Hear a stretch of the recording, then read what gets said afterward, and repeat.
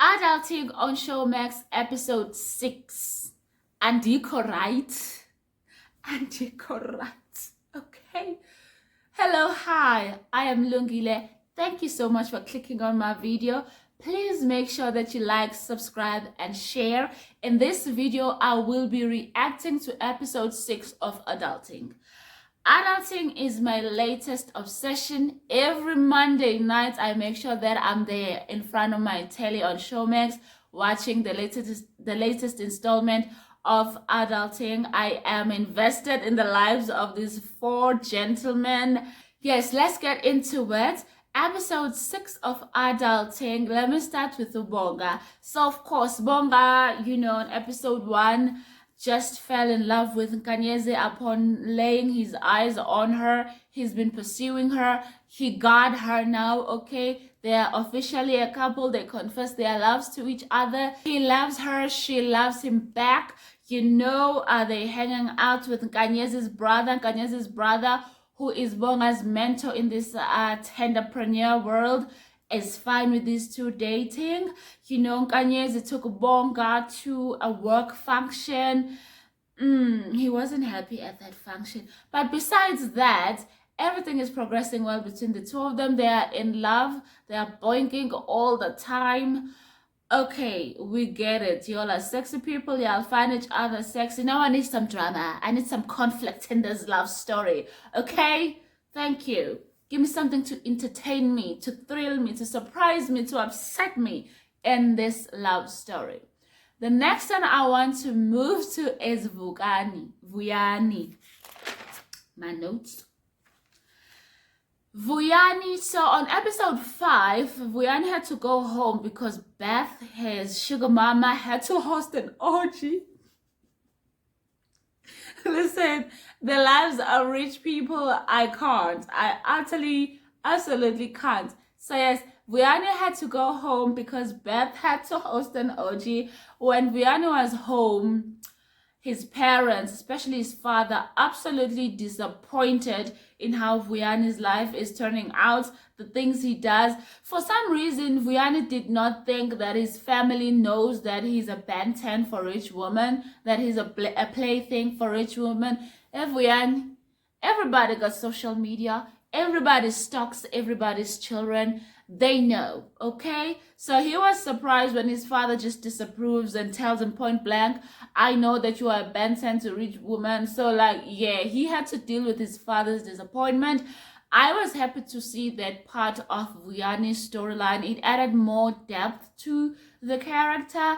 But yeah, now in episode 6, Vuyani and Beth are back together, and the signs of abuse keep showing themselves. Beth is abusive to Vuyani. Okay, on episode 1, she slapped him, and this episode, she threatened him. Okay, so to get him back after the orgy, she had to buy him an entire GTI. Vuyani was like a little girl. He was so happy. And so Beth was grabbed him by the balls and told him, I don't want any in that car. I don't want your thingamajiggy that I got in my hands right now going into any other female athlete, And she uses money to control him. I don't know if he doesn't see it or he doesn't mind because he wants the soft life and she's providing him with the soft life. He's being abused. Whether he would admit it if you tell him that or not, I don't know. But once again, I just want to see how their storyline proceeds so that I could make a video dedicated to this abuse situation, because I am against abuse of any kind by anyone to anyone. And then there is Mpo. I hate that character. A whole married man, he's self-centered. All he cares about are his needs, what he wants, his sexual needs specifically, I don't think he realizes how much his wife has on her shoulders, running the household, being employed, taking care of their 2 sons. I don't think he sees all that she does. So I don't like Mpo. So of course on episode 1 he lost his best side chick. So the following episodes was him trying to get a new side chick, and he has. I think her name is Pindile. Pindile is presenting herself to be the perfect side chick, alright? She started following Mpo's wife on Instagram. Mpo, of course, was mad as hell over that, told her to unfollow his wife. So from that following, I call it stalking, of Mpo's wife, Pindile then found out that, hey, tomorrow it's the lady's birthday. So, hello, what does a good side chick do? Make sure her man looks good to his wife. So Pindile is like, hey, you need to do something special for your wife. Here, I bought this bag, but just give it to her as a gift. You should throw her a party. Make it memorable. Make it big. And Paul takes each and every idea that Pindile presented, and he does exactly as Pindile suggested. Now, the Instagram thing. Paul told Eric about it, and Eric was like, she's crazy. That girl is crazy. Get away from her. Leave her alone. But Paul, what do you call it? For women, we call it digmatized. I don't know what we call it when he's a man. But he is happy with his arrangement, having a wife at home and having a side chick that is so considerate, you know. He is so arrogant in his cheating. Like, this man is just, I can't deal with that character. I hate him, Paul. So yes, Mpo throws the wife a fabulous party, presents the wife the gift from the side chick. The wife is happy and even promises certain sexual activities that very same evening, you know. So yeah, after the party, side chick calls, hey, how did the party go? Dun, dun, dun, dun, dun. Mpo even tells her, hey, listen, everything went well. Excuse me, the arrogance of discussing your wife with your side chick. Don't do that, Mpo. What is wrong with you? You keep saying my wife is out of bound, my family is sacred. Why are you discussing them with your side chick? So anyways, turns out Eric was right. Turns out Miss Pindile really is crazy, because when she called him to find out how the party went, she was right outside his house.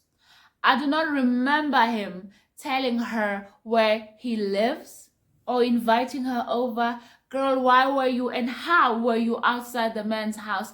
I cannot wait until Mpo's shit hits the fan and splatters all over him, because I hate his arrogance with this entire situation. You know, Pindile better go crazy on him. Pindile better show him flames. Jesus Christ. Anyways, enough about Mpo. Everybody's favorite, Eric. Eric has been going through a lot on this show. So Eric his chosen profession is being a hijacker, ginza, and it is affecting his life negatively. His baby mama, Natasha doesn't want Eric in their daughter's life because Eric is in a dangerous line of business. So Natasha has been doing everything to keep Eric away from Ncumisa, their daughter, and Eric has been doing everything to just hold on and maintain a relationship with his daughter. And also Eric from episode 1 has been, you could tell he's still in love with Natasha. On this episode, Eric owes somebody money, and that's the lawyer that got him out of prison after he was arrested after beating Natasha's boyfriend. So Eric has been going through the most. So as such, Eric had to go hijack a car, and unfortunately for him, the car that he chose was Natasha's boyfriend's car, and his daughter was right there in the car. So there was a very, very interesting scene that happened when just his daughter looked straight in his eyes and knew exactly who that man is, even though he had a balaclava on. So Natasha figured it out, and Natasha came through to confront Eric and be like, you are irresponsible. You could have hurt your own daughter. And, you know, and that whole thing, them screaming at each other because, you know, Eric loves the girl. He started kissing her and all that thing, and then one thing led to another, and then, oh, what y'all be doing on top of the Audi? Guys, okay? We saw somebody's ass. Yeah, we've been seeing everybody's ass besides Eric's ass. So, yeah, we finally saw Eric's ass.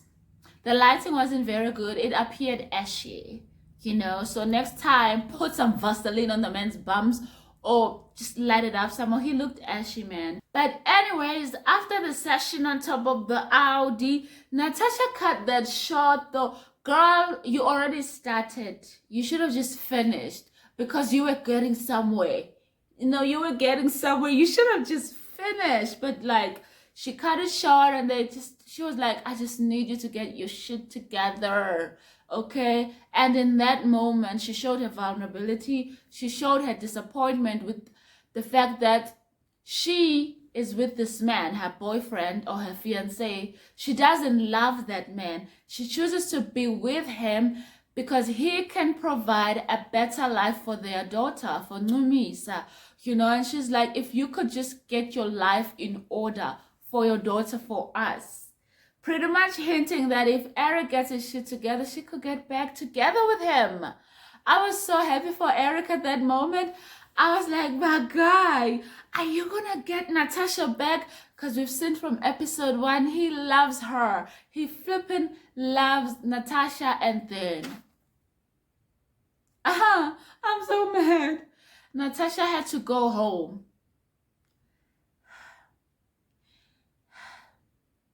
She got shot in a botched hijacking and she's dead. Natasha's dead.